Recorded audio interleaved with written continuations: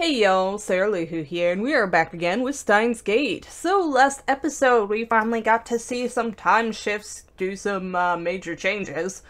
So, first off, we had Ferris. She sent her mystery message back, and she kind of changed the entire structure of Akiba, changing it from the capital of Moe and Otaku to the capital of PC electronic culture that it apparently once was in the earlier times. So things have changed a little bit there. I mean, they've changed a lot. The entire structure is kind of different. And it looks like she was hanging out with her dad and everything, which wasn't something that was happening before. After that, we headed back to the lab. Found all the girls, including Luca, who was definitively changed into a girl by whatever message was sent back via the phone wave on her part. So she is definitely 100% girl now. We know this because we molested her.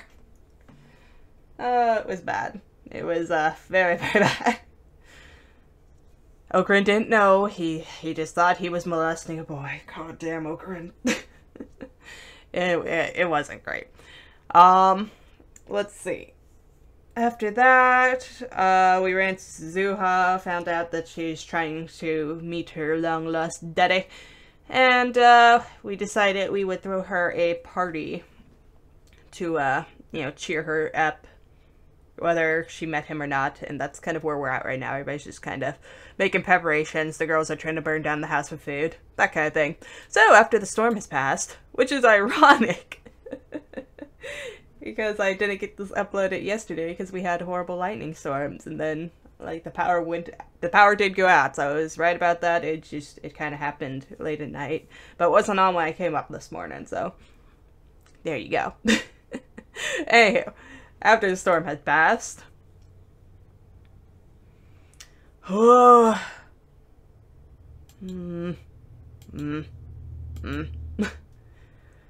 she's late. The sun has already set. The food lined up on the table. None of it's looking particularly appetizing, has already gone cold. It was an effort. I opened my phone to check the time. It's getting late. The high school girls will need to head back soon. Oh yeah, that was another thing. We also got a mystery message from some unknown email address number thing that was all like, we're watching you, and had a picture of red jelly, which is very, very sinister. Alright. The most sinister jellies. Alright. Anywho, yeah, they'll need to head back soon. Was Suzuha able to meet her father? Is that why it's taking her so long? If so, they might have a lot to talk about. Oh, we got mail. Goodbye. Oh no. There's only one word in Suzuha's email. Does that mean she didn't meet her father? And now she plans to leave town alone? Huo and Kyoma will never accept that. She will be the guinea pig whether she likes it or not. Translation, we will cheer her up no matter what. I fly out of the lab. We can't say goodbye like this. I don't know where Suzuha is. All I can do for now is go to the station. If she's going to leave town, she should be using public transportation. If she's using the Hibiya line on the other side of the station, then I've struck out. But if she's going to take the bullet train from Tokyo to Ueno? I don't know. Then she'll have to pass through here. I carefully scanned the thinning crowd around Akiba Station. Where is she? After about 30 minutes of watching the crowd, I spot something. Then, my gaze focuses on a person walking in from the main street. Suzuha! Oh, she cried. It's Suzuha shuffling along with her head bowed. As she gets close, I can see she's wiping her eyes. Is she crying? No, part-time warrior, you're stronger than this. I don't see anyone walking with her. I guess she couldn't find her father after all. You there, part-time warrior! Suzuha looks up in surprise. I see the tracks of tears on her face. Just as her eyes are about to meet, Suzuha looks away. Then she turns and runs out of the station. No! Wait! I give chase, ignoring the stares of passersby. Check on. She must be around here somewhere. Damn it! Where did she... Dude, you are like speedy. Hold on a second. Why am I chasing her? Do I have some kind of urge to chase things to run away? That's stupid, I'm not a dog. Shouldn't I just leave her be? It's not like we're that close, right? You're a carer, even if you don't admit it, you crazy person. You're a nice guy, you know that? I think talking to you really did help. But Suzuha is all alone in this town. What if I was the only one she could talk to about her father? I know she's hurting. She needs my help, can't just leave her alone. Shouldn't I do everything in my power? Yes, you should. So get to it. Just now, I think I saw someone who looked like Suzuha. Back at Akihabara Station. But the run from the station has left me exhausted. I dropped to my knees, gasping for breath. My sides ache, I can't take another step. Even after searching the entire area around the station, I couldn't find Suzuha. I guess this too is the choice of Steins Gate. As I rest, I look up at the night sky. The satellite remains buried in Radicom's walls. I wipe the sweat off my brow and head back to the lab. Well, you tried, buddy. Sorry. My cat was scratching. Let's see. Oh, Grin, did you find Suzu-san? Everyone's still there when I return. It's late. Go home, everyone. But... tell us what happened. Yeah, keep us in the loop, man. Suzuha ran away from me. I guess she couldn't find her father. Oh. A gloomy silence falls. I can see the sadness on everyone's face. I begin to laugh. Oh, Kabi-san? What's wrong? Are you okay? His brain is probably... wait. Nope, she's scratching again. Give me a sec. Sorry, she was already in the room when I started, so I figured it'd be fine, but nope. Instant run away. Okay, so his brain is probably oxygen-starved from too much running. Okurin, chill. Heh, look at you all. Why the long faces, friends? Have you forgotten? We have just the thing for moments like these. I thrust my finger at the curtain to the development room. You're going to send an email. But the discharge phenomenon won't occur this late, will it? Then we'll send it tomorrow. The emails leap through time. It matters not when we send it, but when it is received. Let's see, who are you sending it to? To myself, this afternoon, the message. I smile triumphantly.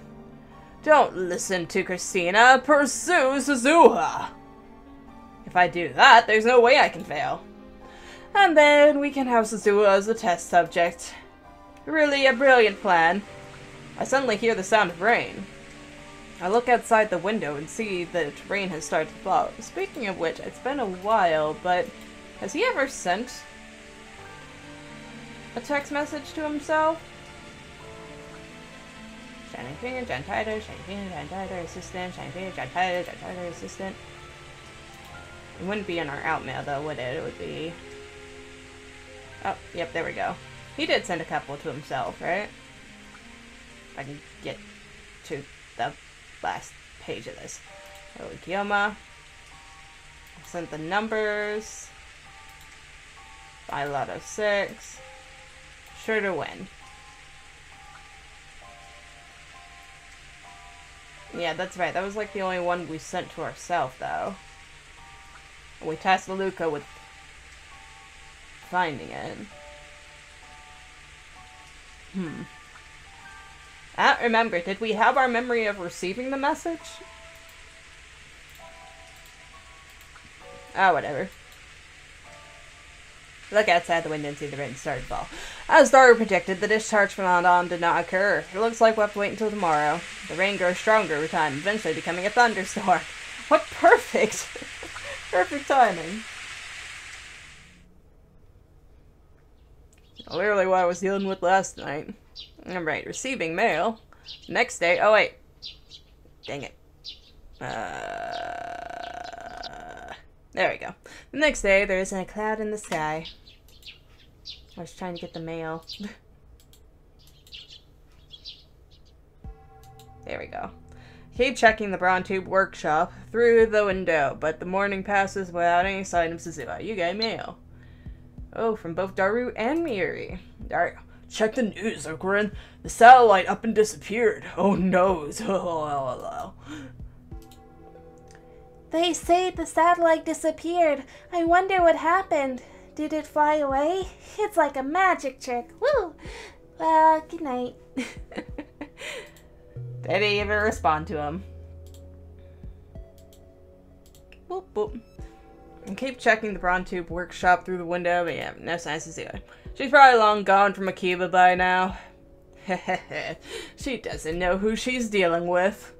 She is but a pawn in my game, destined to fight for me at Ragnarok. What? She gonna be one of your Valkyries? At the stroke of noon, I activate the phone wave, name subject to change. Destination is my phone. Yesterday, around 4 p.m. Discharge phenomenon occurs as normal. The floor shakes violently, as it do. Squinting against the glare, I send the mail. And the mail has been sent. And here we go, time change.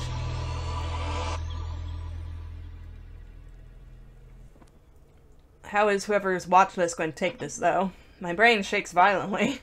My vision flickers. The vertigo passes, I can hear my heartbeat and feel the warm blood coursing through my body. I blink slowly. That was the sensation of reading Steiner activating. And so I know Suzuha is ours. I hurry down the stairs. I step out and look to the front of the building, and what belongs there has returned. The bike. A mountain bike, polished to a shining finish. And on the bench next to it, looking up into the summer sky, is Amane Suzuha. You just can't see her. Good morning, part-time warrior. I try to remain calm as I call out to her. Sup? She greets me in her usual listless fashion. Slacking off, I see. It's not like anyone's gonna come. And besides, I was up all night partying. I'm really tired. You were partying? With who? Were you drinking Okabe Rintaro?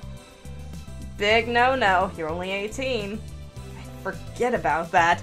God, he feels like such an old man. We have shifted from a world line where we failed to stop Suzuha from leaving to one where we succeeded. As a result, the events of yesterday changed. You couldn't find your father, so we held the Last Supper to make you a test subject, correct? Yeah, I remember you saying something like that. Thanks for all your help yesterday. My memory's a bit fuzzy. Remind me again how we captured you? Wait, were you really drinking last night? Just tell me, please. Well, I was on my way home from the time machine meet when... Whoa, wait a second. Time machine meet? Yep. That's the same offline meet that Daru was going to. Was that where your father was supposed to appear? Said so yesterday, didn't I? So you were going home, and then you, Hashida Itaru, and Shina Mayuri appeared out of nowhere. You brought me to the lab, and we partied all night long. So my pursuit of Suzuha was a resounding success, and we successfully shared her app. Yay! I can't help but smile at how smoothly things went. Suzuha, meanwhile, looks back up at the clear blue sky. Yesterday sure was fun. Her tone is sincere. It would have been more fun if not for Makisi Kurisu. The apple pie she made was deadly. I bet. I actually want to make an apple pie. I have a couple, like, apples that I need to do something with. I also have blueberries. I don't know. I got a lot of things I need to cook. I also have a lot of things I need to record, so. But Rushiabara Luca's curry was awesome. Your lab seems kind of like a clubhouse? It's nice. Everyone gets along and you're always smiling. I've never had so much fun in my life.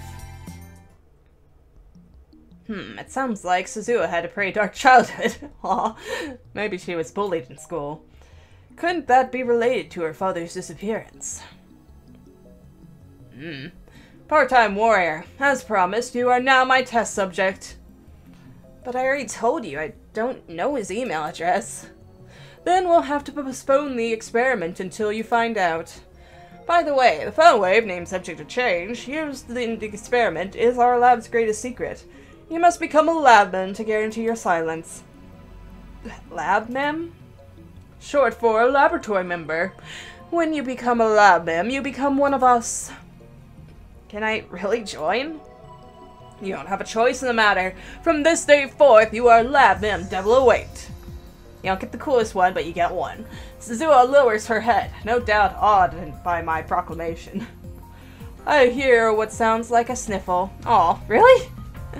Then she looks up, revealing a smile. I guess I don't have a choice, huh? I'm all yours. You're not going to leave? No. Maybe there's still a chance to find my dad. You're a labman now. If there's anything we can do, you need only ask. So much for test subject, right? By the way, do you have any leads? Suzuha hesitates a little. Then she stands up and turns to me, so serious. Her expression is grave. My father calls himself Tidor. Ooh! Wait, Tidor? As in that Tidor? John Tidor? You know him? He might be using a different codename, though. I don't just know about him, he's been active on @channel for the past several weeks. I open the @channel thread on my phone and show it to Suzuha. Look, there's someone posting named John Tidor. Suzuha stares at the screen. This solves the puzzle. Your father is on @channel. Huh? You're right. Hey, shouldn't you be more surprised? Well, it's not him. How do you know? You just said your father calls himself Tidor, and this is the Tidor. I can tell. This Tidor isn't my dad. That's a strange way to put it. It's almost like she knows who's behind John Tidor. As if to answer my suspicions, Suzuha continues. His name's not John. The name my father used was Beryl Tidor. The Beryl Tidor! I don't know Beryl Tidor. Chapter 5, Dogma and Event Horizon. Not the Event Horizon! I opened my eyes to a deep scarlet sky. I'm on my back, lying face up. The sky is vast and the color ominous. I've never seen it like this before. Where am I? I sit up. There is nothing here. A wasteland stretches to the horizon. Nothing but rocks and dust as far as the eyes can see. No plants, no water. No sun, no moon. No warmth, no cold. Not a single breath of wind. Dang it. Of course I messed that up. It looks like hell. A frozen world. It can't be Earth. Mars, I could believe. Isn't Mars supposed to be super cold? Why am I here? This must be a dream. I give up thinking about it and lie down again on the sand. I guess I'll wake up soon. I should just wait until then. I wait, but the dream shows no sign of ending. Have I ever had a dream this lucid before? There's a terrible ringing in my ears that keeps me awake. I realize that's the sound of silence. My belongings are gone. I have no watch, no phone. Are you lying naked in the middle of a desert, Oki? The lack of motion numbs my sense of time. How long have I been lying here? It might have been only a second. It might have been 3 days. An epiphany. The concept of time is a human construct. The universe at large has no use for it. Time is a cage that we created to feel secure. Within its walls, we can't forget our own insignificance. I'm thirsty. Hurts to breathe. This void is no place for a human. We're not strong enough to live in a world without time. Tears fill my eyes. What do they mean? I no longer know. I want to die. Yes, let's die! But what is death? Dude, why are you getting so existential on me? What is this dream? To be frozen in time. Time stopped for me long ago. How can I die in a world that is already dead? Everything's inside me is crumbling away. Who am I?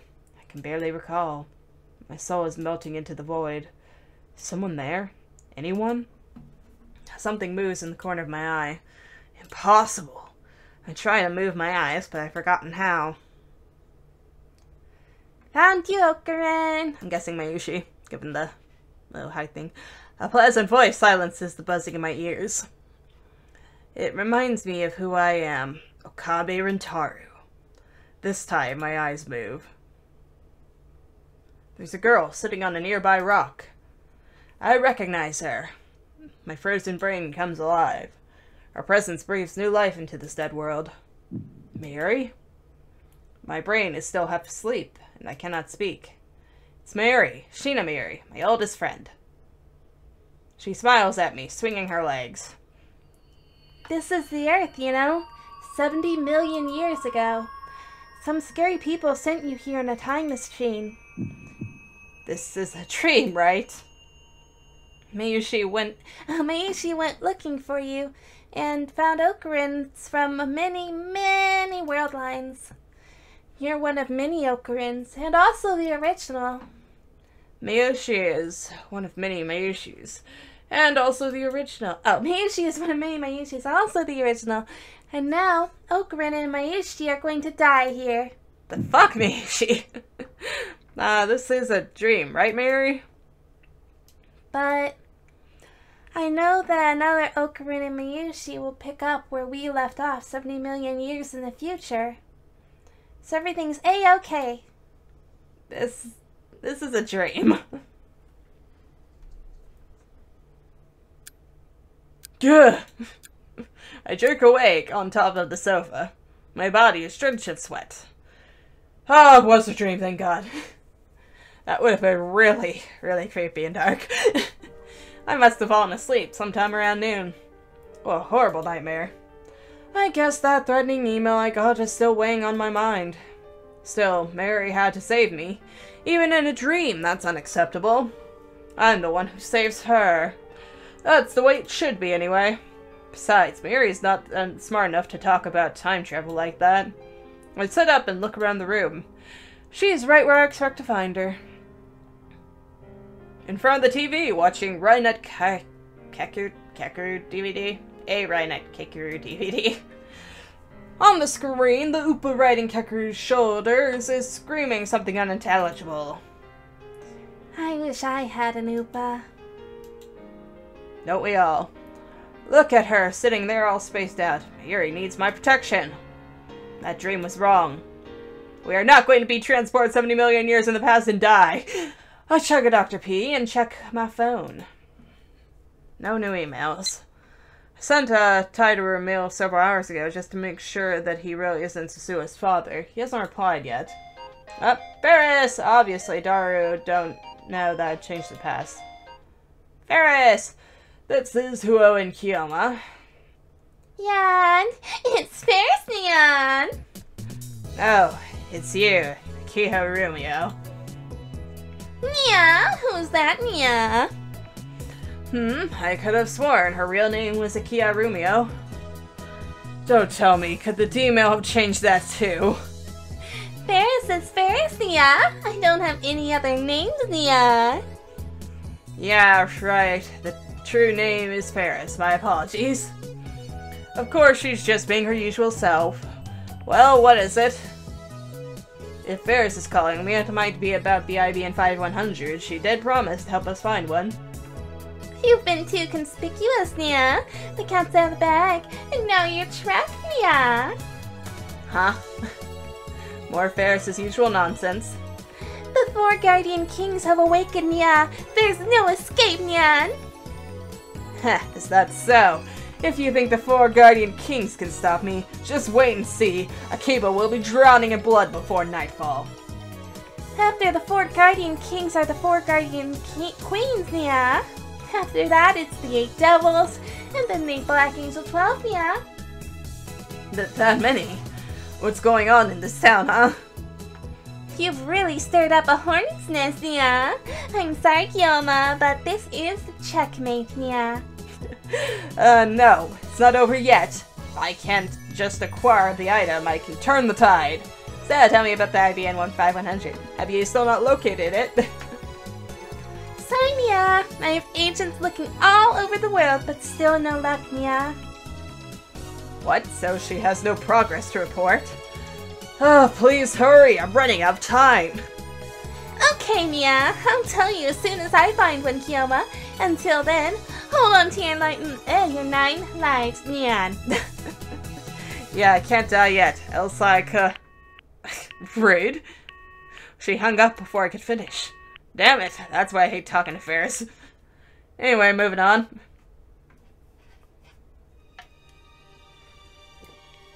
This time around, my search for an IBN 5100 is going poorly.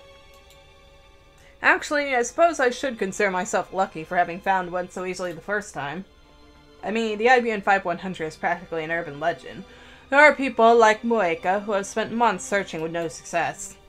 Last time, it barely took me 3 days to reach Yanabayashi Shrine, almost as if something was guiding me there. It was fate. No, it was the choice of Steins Gate. That's why its loss is so painful. Guess that's why they call it a fan PC. Daru is sitting at his computer, like always. I read on that channel that some collectors will pay millions of yen to buy one. The IBN 5100s are serious business, man.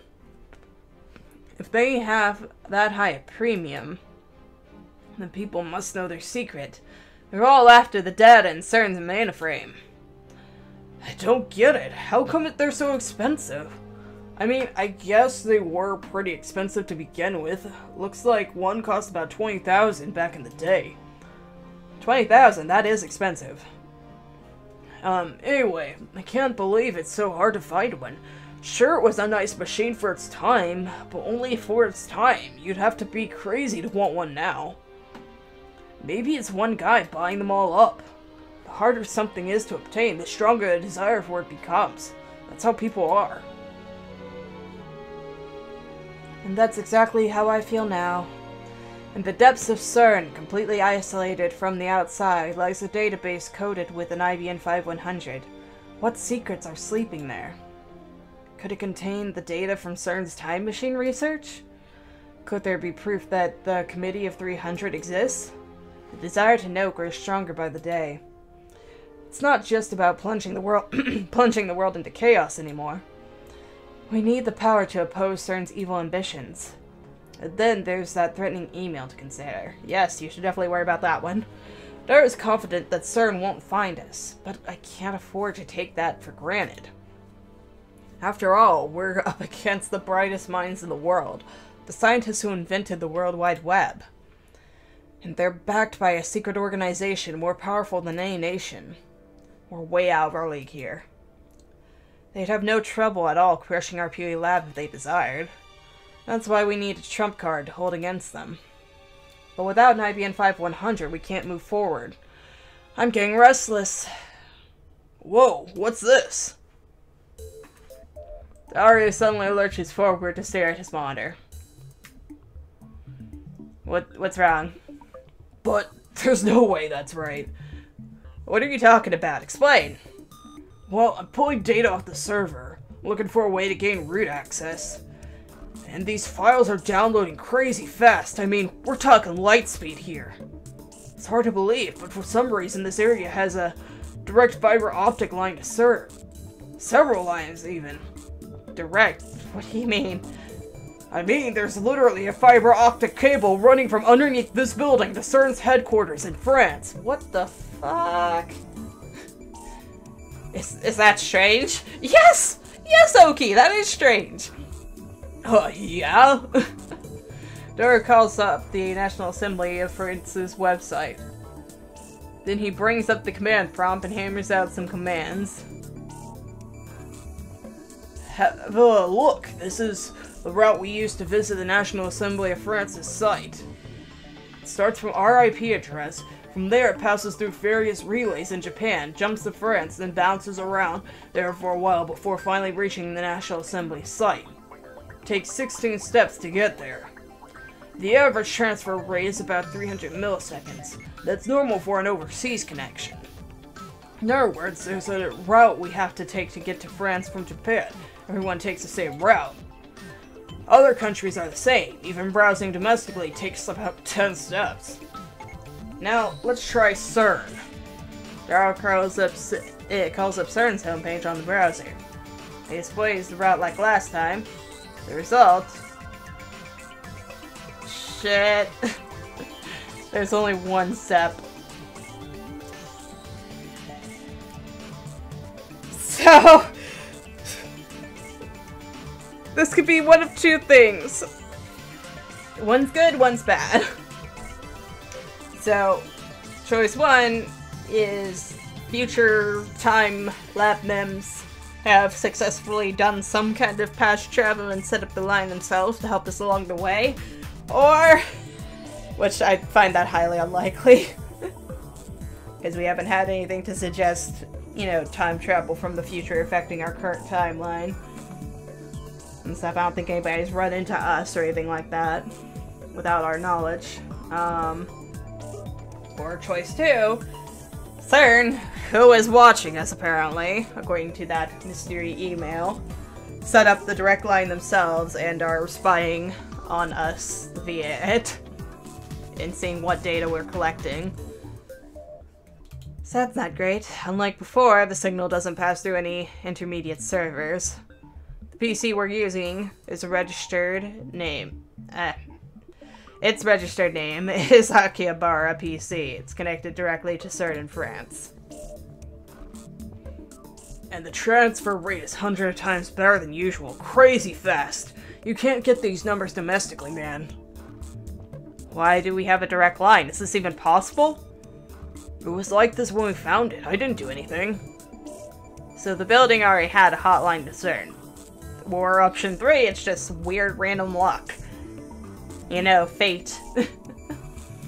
This can't be a coincidence. It might just be the choice of Stein. It doesn't make sense. Why would there be an independent line running from here all the way to CERN? Dar is so excited he interrupted me. No Japanese or French telecommunication company would set up something like this, which means CERN did it themselves. Okay, so that was choice 2. Rintaro gulps and nods. Cold sweat oozes from his brow. I feel a chill as well. CERN might be able to see everything we're doing. No, maybe. Maybe CERN has been expecting us for years. How could that be? The answer is simple. Time travel! John Tyler claims that CERN completed their time machine in 2034. Just 2 years later, the world is a dystopia under their rule. Maybe CERN of 2034 considers our opposition in 2010 a threat. Maybe they used their time machine to travel to 2000 and install a fiber optic cable to track our every move. It's entirely possible. Has the invention of the time machine started an intertemporal war? If so, what can we do? Our enemy might be stronger than even I can imagine. No, I mustn't lose heart. I need to think positive. But thanks to this direct line, we can now control the LHC remotely. You figured out how? Wow, that's amazing, Dari-kun. Mary pauses her DVD and comes up beside me. With a connection this fast, we can control the LHC practically in real time. I haven't actually tried it yet, though. That's right. Even if this is some kind of CERN trap, we might be able to make use of it. They're still vulnerable to our attack. Do they not expect that much from us? Do we have the upper hand by being the underdog? Let's find out. The LHC is that 20-kilometer long tunnel thing, right? What does it do again? Time travel-y mumbo-jumbo stuff. It accelerates protons and smashes them together. Oh yeah, mini black holes, right? The official line is that many black holes might manifest as a byproduct of that particle collision, but that's not the truth. According to the top secret documents, we found the LHC was intended to create black holes from the very beginning. but we still don't know exactly how they do it. We need to think of a way to... Okabe? Kurisu suddenly emerges from the development room. She was cooped up in there all morning. Her expression is unusually grave. What's wrong? I figured it out. Figured what out? I think I know how the phone wave works. Really? That is exciting. Kurisu nods. She still smiled.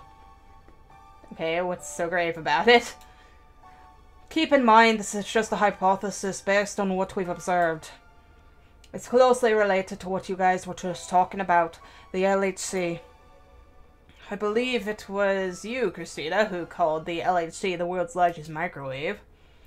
Yes, exactly. My hunch was right. You've created a monster, Okabe. Monster? It doesn't belong in some amateur lab, and before you take that as an endorsement of your abilities, I mean it in a bad way. Kurisu clutches her arms as if to keep from trembling. What have we done? Give me details. Did you know that the microwave oven was invented as a byproduct of radar research? Laura and I nod. Mayuri shakes her head.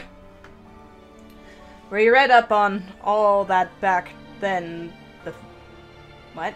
Back then the phone wave name? You think you mean when? We read up on all that back when the phone wave name subject change started acting weird. Microwaves are electromagnetic waves with a frequency of 2.4 gigahertz. The phone wave is commercial grade, so its output is around 15,000 to 2,000 watts. Here's the important part. Kurisu goes on to explain that the electromagnetic waves output by the microwave are somehow connected to the electromagnetic waves output by the phone. In fact, you could say they fuse together. According to Daru's blueprints, the microwave and the phone wave are made to send out shared electromagnetic waves by taking in their leads. What's so bad about this? And hardwiring each of them to the magnetrons, cathode and anode. What?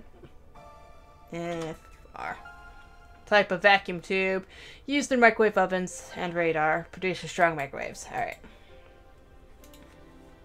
On one hand, we have the microwave super strong electromagnetic waves, originally a byproduct of the military's research into radar technology.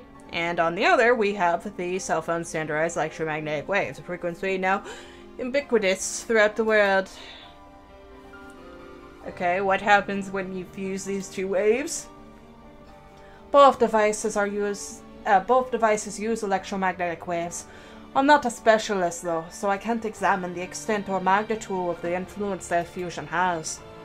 But hypothetically, if the cell phone were to become a stepping stone, scattering the military-grade electromagnetic waves over a vast range of hundreds of kilometers, then not just Akihabara, but all of Tokyo would turn into the inside of a microwave oven. Are you saying we're radiating Tokyo? Taking into account slight variances due to body weight, the average time until death for the people inside would be 3 minutes. Seriously, then the phone wave's a weapon of mass destruction, isn't it?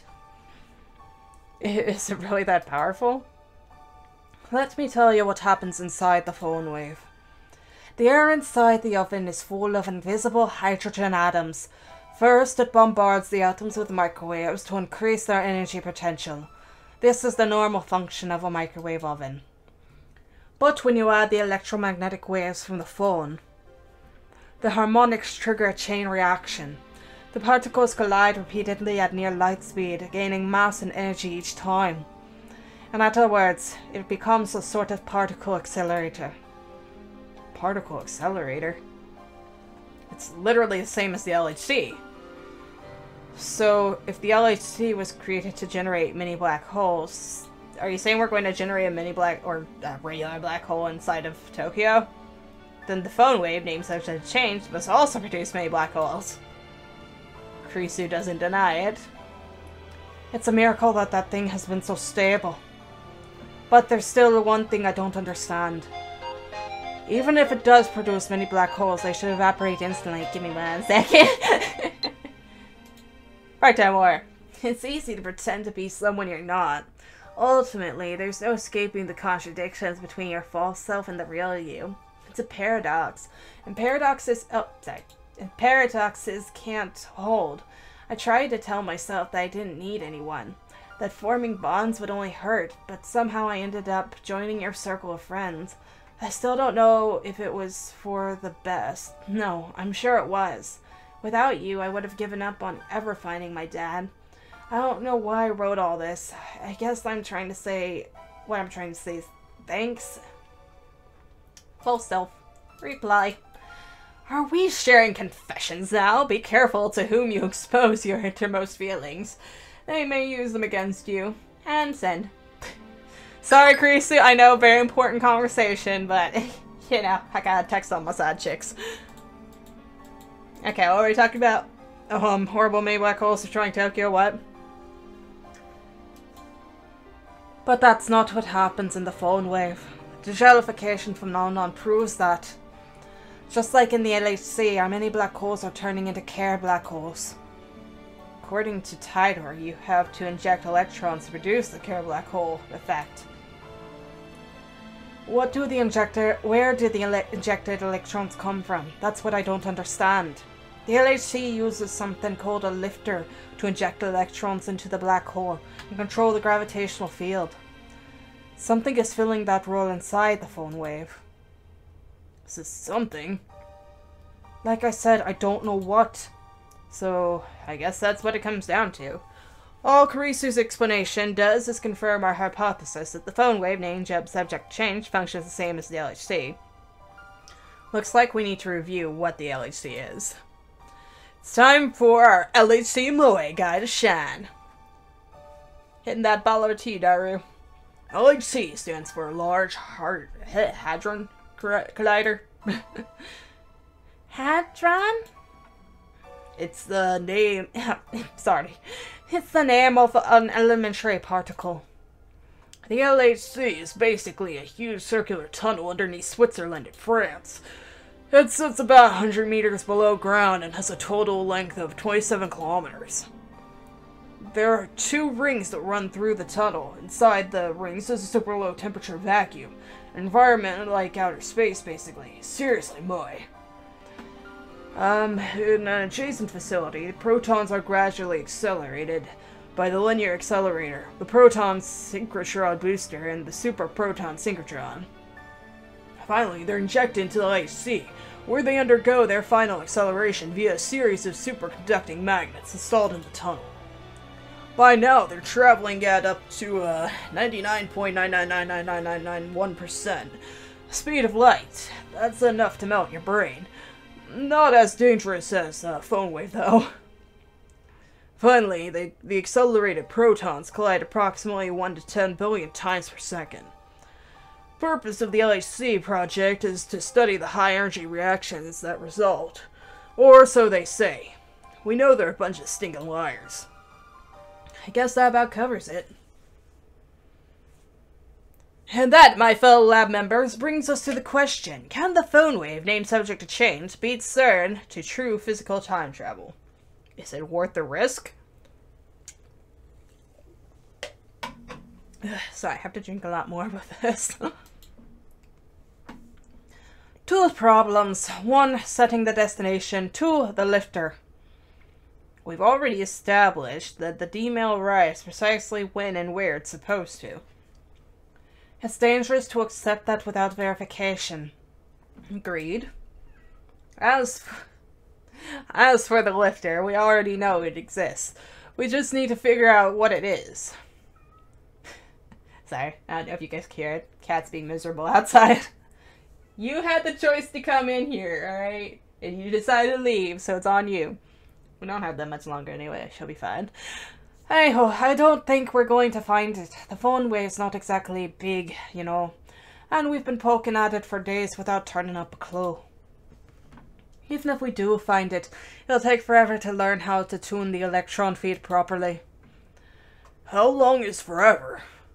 CERN's been working on it for 9 years and they still haven't solved it. We're just amateurs, so it's bound to take even longer. Wait, I have an idea. Let's look at it from a different angle.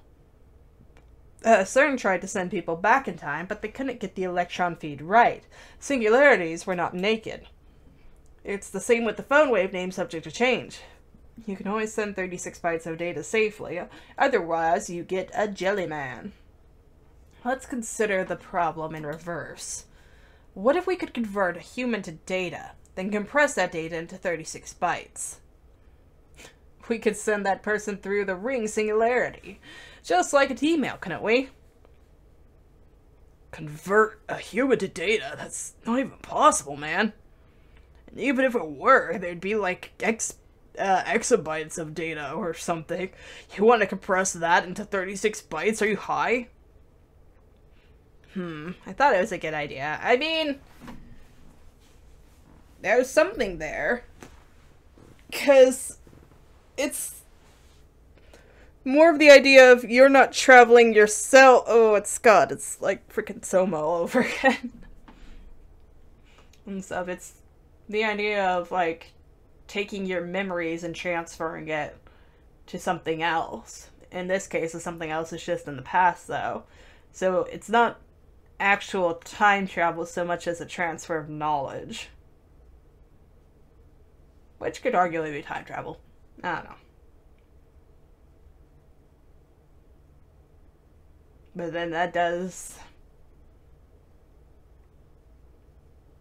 Yeah, that confirms, though, that, you know, it's a one-way trip with everything and stuff, and whoever gets screwed, and it's only that you can hope to save the next timeline, which I'm pretty sure is something we talked about with Tider before. Anywho, I thought it was a good idea. I guess it's not that easy. The barriers to time travel are just too high. I turned to Kurisu, meaning to ask her opinion, and then I realized their expression has changed dramatically. Her eyes are wide as saucers, and her mouth is hanging open. Has somebody had an epiphany, thanks to me? Yes, indeed. Of course! If it works, then maybe... She pauses for a second, and then... Maybe we can do it! Do what? Time travel? It's hard to believe that what Kurisu is saying, even though it was my idea in the first place. Are you serious? Kurisu grins triumphantly in response. The data compression part, at least. It's easy. We can just use the black holes created by the LHC since black holes compress everything they swallow. Compression won't harm data like it would harm a human. As long as we're just sending data, there's nothing to worry about. I get it. But wait, can we really pull off such a stunt? Besides, how do you plan to convert humans into data? You know that my thesis got published, right? This is no time to flaunt your accomplishments at us. Have you read it? I haven't. I've got a scans if you want to read it. Daru opens up his image folder, scrolls past tons of 2D porn, and opens up the scanned images. Wonderful. Sure enough, there's Kurisu's name in big English letters. The title of my thesis is Analysis of Memory-Related Nerve Impulses in the Temporal Lobe. Temporal lobe? Nerve impulses? What? What, you didn't know? No, wait, this can't be right. The title sounds like, neuroscience, not physics. I'm a neuroscientist. Got a problem. What? Can't believe it. From the way she talks about particle accelerators and time travel theory, I was sure she had to be a physicist. No, forget about that. How is this related to time travel? Converting an entire human to data is impossible. But converting a human's memories may be possible. Converting memories to data? That's where we were going. Kurisu proceeds to explain her thesis. Memories accumulate in something called the parahippocampal gyrus, or hippocampus, which is located in the temporal lobe of the brain. But what exactly are memories? Kurisu's thesis analyzes that question from a neuroscientific perspective. All of the brain's functions manifest as electrical signals running through its neurons. Even memories are written to the hippocampus by electrical signals. Creasu has analyzed. God, why can I not speak? Let the words come out, damn it! Creasu analyzed how specific electrical signals correspond to specific memories. The mechanism by which humans recall memories can be likened to a word association game. You begin with a vague, abstract image, which calls successive images to increasing clarity.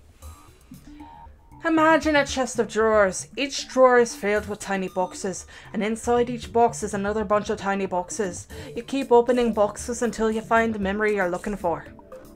Creasu discovered that the number of retrieval commands, nerve impulses used to search at memories, is surprisingly low. Of hundreds of millions of nerve impulse patterns in the brain, only a few thousand are related to memory. It was the successful analysis of these patterns that earned Creasu her research team critical acclaim in the scientific community. Now, before you ask how this relates to time travel, there's one more thing I need to explain.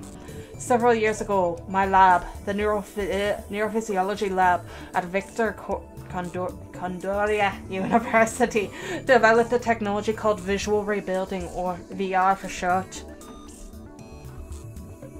Put simply, it enables conversion of video data into nerve impulse signals. That came out weird at the end there. Used in reverse, it can also convert nerve impulses into video data, or any other kind of electronic data. So, if we combine VR technology with my research, do you see where I'm going? No way. We can convert memories into data! Not just that, memory transplantation, backups, external storage, all of those things become possible. It's like science fiction. Ha! What game are we playing? In a sense, this technology could be used to copy a person's soul. According to Creasu, some religious groups strongly oppose this research, as you might expect. On the other hand, the medical community is ecstatic about the possibilities. In any case, it's amazing that my assistant here was able to make such an incredible discovery. Of course, she did have a university supporting her, but still. We're also making great discoveries, so, you know, it's even.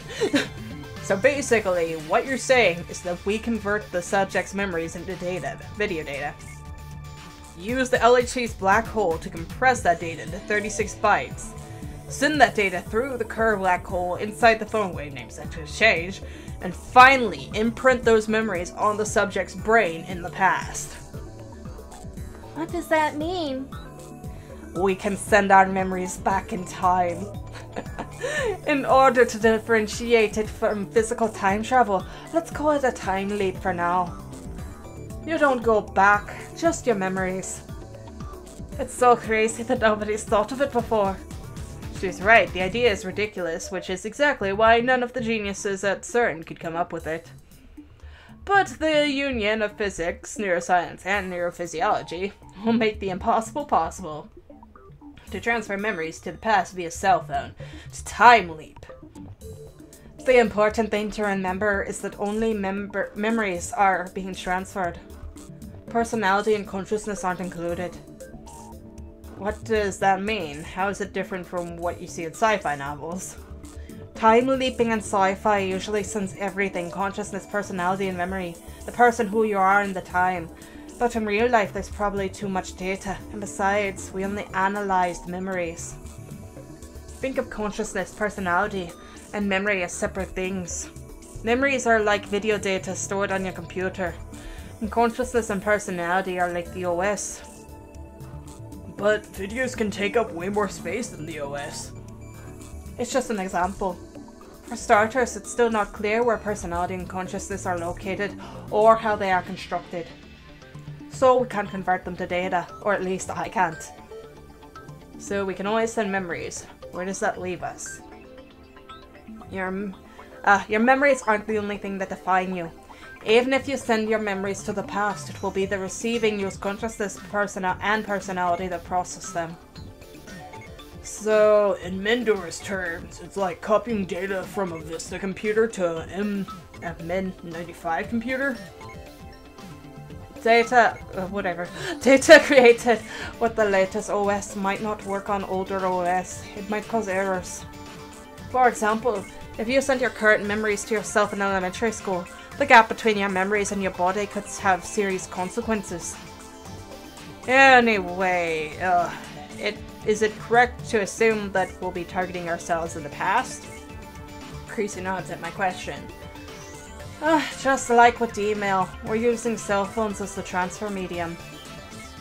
To be precise, you can only leap into your own body and only if you have a cell phone at the time of reception. There was an exception in Lukaku's case, where we sent an email to a pager, but that doesn't apply to time leaping. If you try sending memories to someone else, how do I put this? There's a danger that electrical signals might be rejected. Wouldn't want to jump into someone else's body. I mean, unless it's the body of a cute girl. Is this guy capable of non-perverted thought? Don't me, you idiot. If it just bounces off, that's fine. But I'm worried incompatible memory data might do serious damage to the recipient's psyche. I don't know what might happen. No one's done it before, after all. That makes us pioneers. I like it. There are two things I don't know. One, you definitely cannot go back before you were born. Oh, no, there are two things I do know. Can't go back before you're born. And two, you won't exist in two places at once. That means you don't have to worry about causing a paradox. You can't kill the parents before you were born. So the phones act like black and white holes. It seems like a strange coincidence that cell phones would be the medium of time travel, but really, could it have been anything else? These days, people wear their phones like a second skin. No, their medium could reliably deliver the memories to their intended target. The more I think about it, the more I realize that this was meant to be.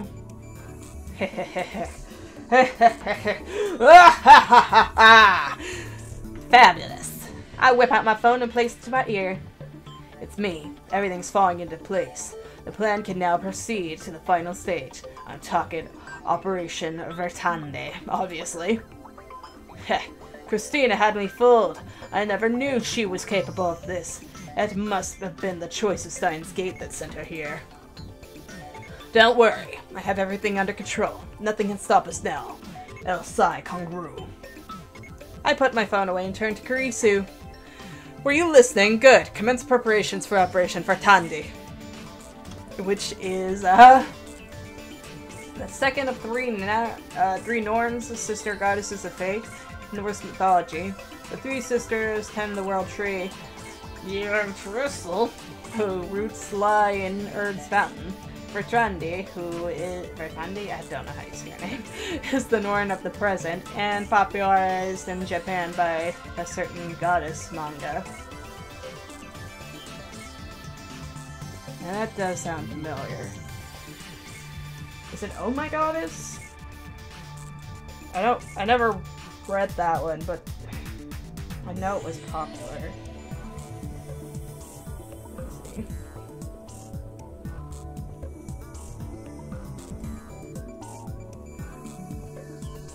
Yep, we have an Erd and a Badadande, which kind of sounds like Vartande, so it works out. Alright.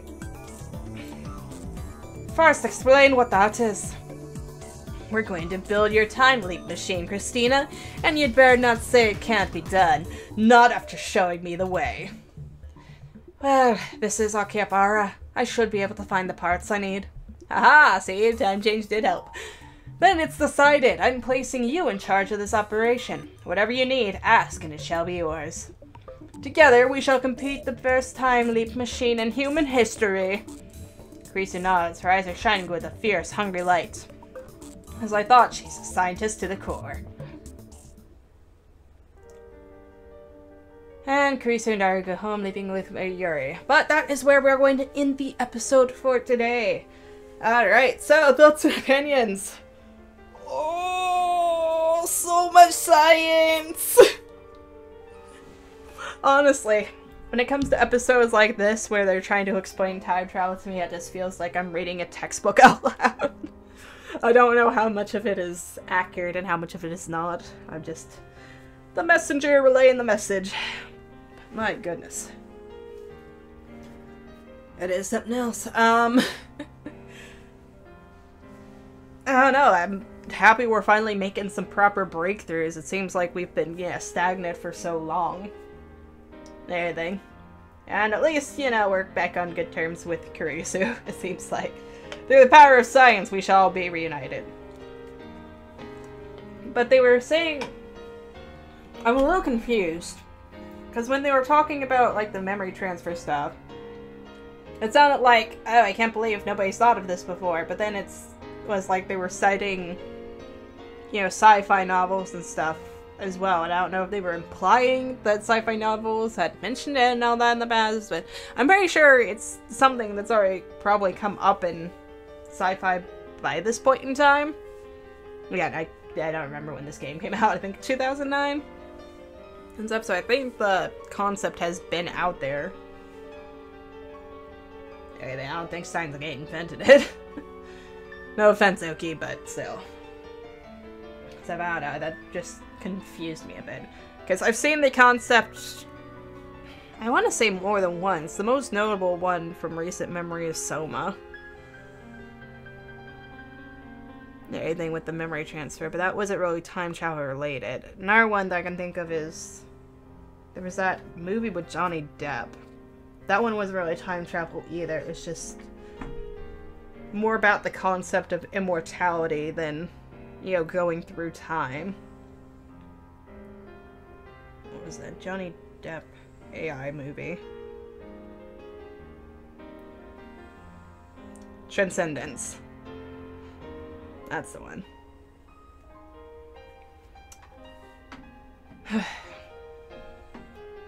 That's the only two I can really think of off the top of my head. Anybody else have any that come to mind?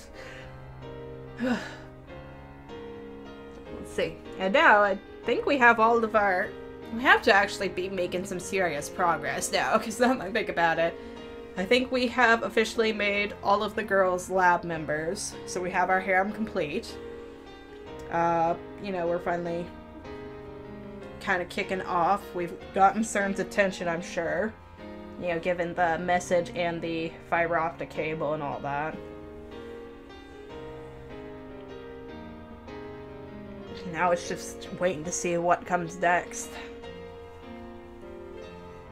And how are we... Because it's not like we've actually had any, physical manifestation of CERN. We haven't met anyone or seen any, people that would give us, an antagonist to rebel against. So I'm wondering if we're going to keep with that theme, or if we're going to have, like, some final act villain show up. I don't know. But that will be it for this episode. Next time we're going to work our butts off and try to get that time leap technology going. So, until next time, like and subscribe if you want to, and thank you for watching.